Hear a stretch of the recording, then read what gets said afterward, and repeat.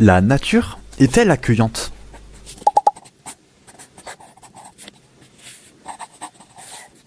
Pour commencer, qu'est-ce que l'origine de la nature? Certains se représentent la nature comme une mère, une figure maternelle, à la fois nourricière, protectrice mais aussi sévère. D'autres, quant à eux, la représentent comme Pachamama, une déesse terre, source de fertilité et d'abondance. Pour la plupart des personnes, la nature c'est un arbre, de l'herbe, des plantes, des animaux et l'homme. Cependant, on peut se demander si c'est vraiment ça l'origine de la nature. Aristote a passé sa vie à observer méthodiquement et rigoureusement la nature. Il a fondé toute sa réflexion philosophique autour de ces observations. Pourquoi les hommes ont-ils des poils sur le torse? Les cornes des cerfs leur sont-elles vraiment utiles? Pourquoi toutes les espèces de poulpes, sauf une, ont 2 rangées de ventouses? C'est à partir de ces interrogations qu'il va fonder les grands concepts aristotéliciens qui sont la puissance, l'acte, la forme, la matière et le finalisme.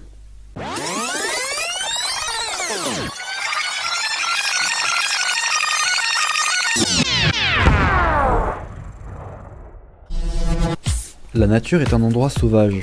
On ne parle pas de vie, mais bien de survie, dans un endroit hostile où la loi du plus fort règne. Comme Hobbes le fait remarquer, l'état de nature est la guerre de tous contre tous. Il explique notamment que là où il n'y a pas de pouvoir commun, il n'y a pas de loi. Là où il n'y a pas de loi, il n'y a pas d'injustice. Un endroit hostile ne peut donc pas être accueillant.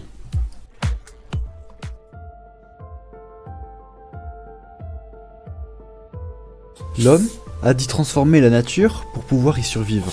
Il ne se contente pas de s'adapter à la nature. Il la modifie activement pour améliorer ses conditions de vie. Nos ancêtres, eux, vivaient avec la nature, tandis que nous, avec notre environnement, nous la détruisons pour l'améliorer. Pour le philosophe Bergson, l'homme est un homo faber, c'est-à-dire un homme qui fabrique des outils. C'est ce qui apporte la distinction entre l'homme et l'animal.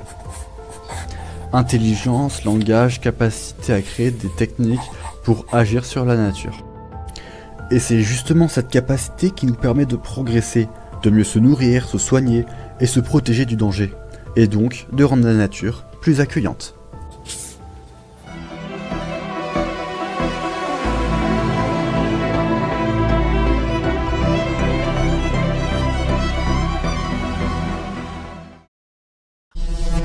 À force de transformer la nature, l'homme la détruit, il déséquilibre des équilibres essentiels. Il doit ceci à la déforestation, aux pesticides, au braconnage ou encore à la pollution.